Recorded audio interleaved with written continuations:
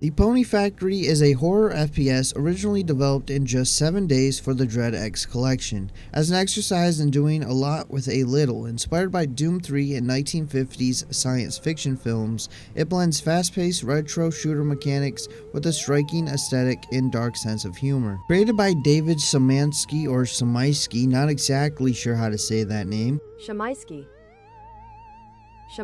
But it's the same developer behind the game Dusk. One of the Pony Factory's biggest strengths is its atmosphere. In fact, the art style of the game is one of my favorite things about it and why I played through the game twice, once in the Dread X collection and once for the standalone version of the game. From the moment you step inside the facility, you're met with a heavy sense of unease. The dark industrial setting with flickering lights and narrow corridors make you feel the tension. The sound design plays a massive role in this horror game. The demonic noises of the ponies, the industrial building creaking and making noises in the background, the music that plays and changes as you progress, the pitter-patter of your footsteps, all the sounds make you cautious before you even see an enemy. And by enemy, I mean one of the demon ponies.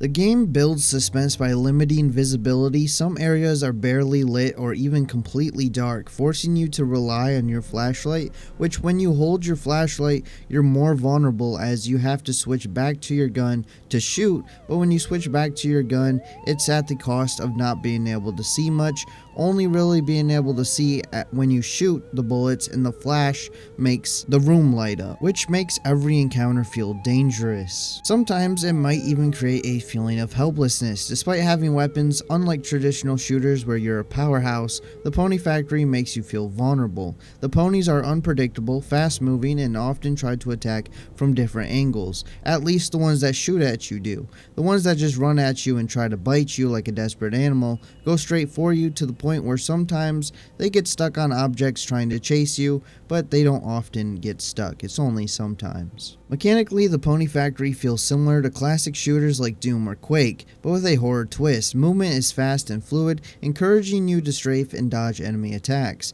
The gunplay is also punchy and satisfying. I personally really like the shooting sound that the gun makes every time that you shoot, but ammo management is crucial. Wasting bullets can leave you in a tight spot, but depending on the difficulty that you choose, ammo can be either a crucial resource or just something that you have plenty of and you don't really have to worry about it. The ammo situation, I guess, really just depends on the difficulty that you choose, and maybe if you're not really that good of a shot and you waste like 80 rounds, then maybe you might run out of ammo on the normal difficulty. And let's talk about the multiple difficulties. The normal difficulty is what the game's default difficulty is. If you don't click anything and you just start the game, normal difficulty is what you'll be playing. Veteran difficulty, pickups will give you less health and ammo, and damage to the player is doubled, and the crosshair is also disabled. Casual difficulty, players will begin with the flashlight and the bolt gun with full ammo and the fire speed upgrade, and the bolt gun never needs to be reloaded. The introduction is also skipped. The next difficulty is lights out difficulty, and as the name suggests, in this mode the player will be unable to use the flashlight and must rely on other sources of light such as environmental lights or the muzzle flash of their weapon. Iron Horse difficulty is the same as the veteran difficulty, except for the player will instantly die from taking any damage whatsoever, which is cool that it adds some replayability, but there is no achievements for the game, so when you complete the harder difficulties like Iron Horse or Veteran, well, you don't get any achievements for completing those modes, so no one will really know that you completed those modes. Also, you don't unlock any achievement for it, so it doesn't feel as satisfying, I would say. Achievements, I feel like, are just easy ways to add some replayability to the game and a sense of accomplishment to the game.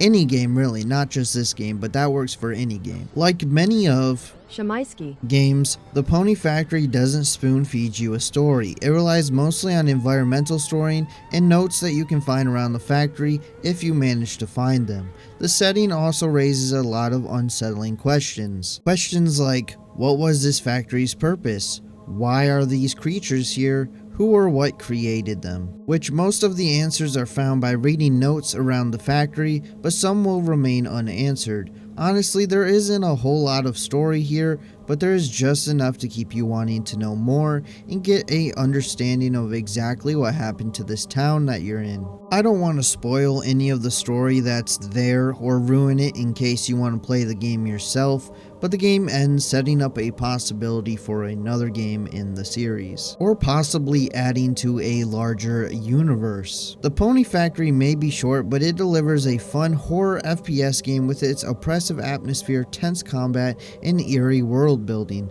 It manages to deliver a memorable experience in just under an hour. The game excels in its atmosphere and sound design, fast satisfying gunplay with a feeling of vulnerability, simple but effective enemy design that keeps you on edge, and it has a great use of environmental storytelling. Some negative things about the game are it's really short, but that might help the game not become repetitive or just padded out for just the sake of being longer. The game also has very limited replayability, and I know it does have those different difficulties, but there's less of a reason to do those different difficulties and play through the game again with the lack of achievements. If you're a fan of horror shooters or just short unique experiences, or even perhaps a fan of this developer but haven't tried this game yet, I think that the Pony Factory is worth playing. It proves that you don't need a complex mechanic or deep narratives to create interesting horror experiences, but with just the right mix of tension, mystery, and chaotic combat. The Pony Factory is $3.99 USD, which I know might seem like a lot for a game that is only 40 minutes, but if you're interested in playing the game, you have two options. You can get the standalone version, which has the improved version of the game with quality of life improvements and some additions to the game, or you can get the Dread X collection, which costs $6.99 USD and includes a version of the Pony Factory in it.